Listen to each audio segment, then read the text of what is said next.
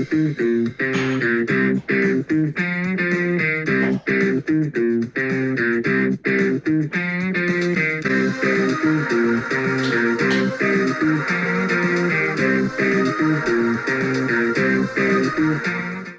guys, I'm at the channel, and today I am reviewing Knives Out. Not much really to say, I guess. The new Metallica single came out called Lex Eternal or something, so I checked it out, enjoyed it, so I gave a little quick review on that. Go check that out, I guess. And that's about it. But without further ado, so yeah, obviously Glass Onion came out about a few days ago.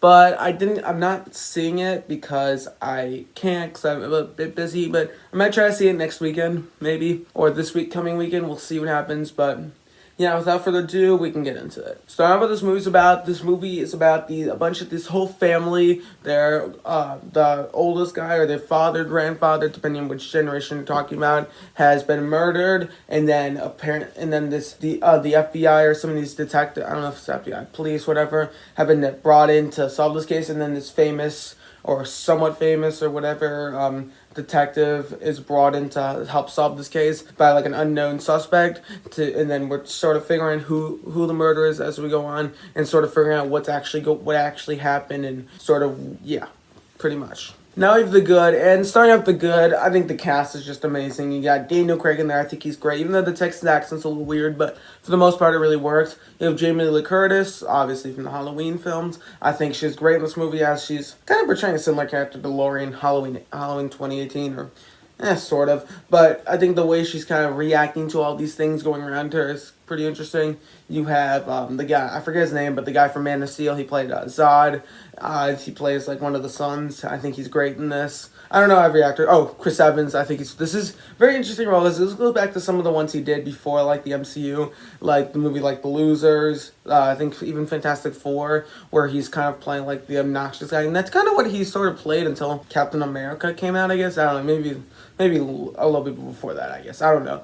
But I think he's great in this role. I think Christopher Plummer, I think this is one of his last movies. I don't know what his last movie was, but I think he's good in this. Also, Ana de Armas. I think this is kind of the movie that sort of brought her career a bit higher up, or she became, so I don't know if she's exactly an A-lister, but whatever. So the cast here is great. I think the whole mystery and the way he kind of solves it with the Harlan Thrombey mystery. I also think the way they kind of go about solving this Harlan Thrombey mystery, where they're interviewing each of the family members, seeing what happened going on at this 80th birthday party, because he had his 80th birthday party, and then that night, much later, he got murdered. And the way they sort of go about this, yeah, they do that, and then as things are starting to unfold, you see what it actually happened, that he ended up, spoiler alert, I'm assuming people have seen this movie, he ended up committing suicide. But then as you realize, then you see how Chris Evans' character and Ana de Armas' character are sort of tying into this, and how everything plays out, and it has one of those like great mystery ending scenes, like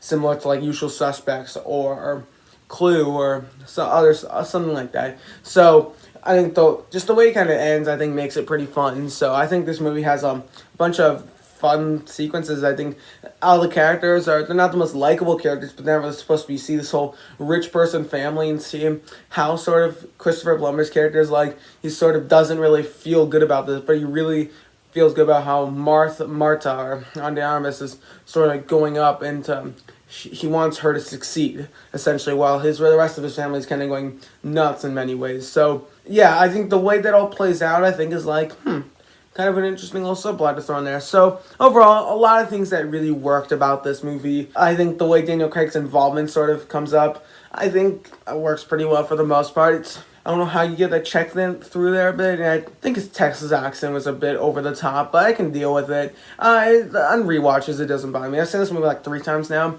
and I think it gets better each rewatch. And first watch, I'm like, I'm a little confused, or not really as satisfied with that, because part of the problem is you expect kind of your classic mystery, and it's not really that. It goes into some more depths, and it just wasn't really what I expected. But then rewatch, I think, is much better. And I think once you know what happens, you pick up on more details of stuff before, and that kind of make me a bit more interested. So I'd say it gets way better in rewatches for the most part. And overall, I think this past rewatch, I think, solidified that by far my favorite Rian Johnson movie. There's the movie Looper with Bruce Willis that I do actually really like, but it's not like a great movie. I think it's pretty good, but, and then Last Jedi. So overall, I really enjoyed this movie. Not many things I would cite as legitimate issues, but I don't know, I'll think about it. So, I think I have kind of two minor complaints, like there's minor as can be. But the first one is, I think the middle act, I think the first act, in which, like, the first hour of this movie, and the last, like, 30 minutes are really interesting. The middle act, it kind of meanders around a little bit, where Martha's kind of going through with a bunch of these places. She's going to Ransom at that one point, and then she's going back with, Blanc. It's just the way it all plays out, it's just a little kind of scattershot. It's a little odd. And then the way all the family reacts to the whole thing with the will, it's understandable, but it's so heavy-handed. But overall, I can forget those things. For this movie's final score, I'm gonna give it like a 9.2 out of 10. I think it's a great movie. It's one I think it gets better in rewatches, in my opinion. Which I think a lot of mysteries, like I think Clue, Usual Suspects, I don't think they're as good in rewatches. But specifically this one, once you know what happens, you can sort of figure out a bunch of other loose ends they didn't realize first watch. So I think it's one that gets better each rewatch. I think it's a great movie. If you haven't seen it, go check it out. If you're a metal fan like me, go check out the Metallica single. I think it was good. Not my favorite stuff from them, but I think it's good. Rattle Lightning, Master Puppets, Kill 'Em All, Justice. So, anyway, let me know if I should do maybe some metal content in the comments below. It's just something I kind of throw out there because the song came out today, but yeah. If I don't get it, I'm not really going to go fully into this because that's not really what my channel is built upon. So, maybe I'll create a second channel. I don't know. But thank you guys so much for watching. Don't forget to like, share, subscribe, and comment down below. And see you guys next time. Adios.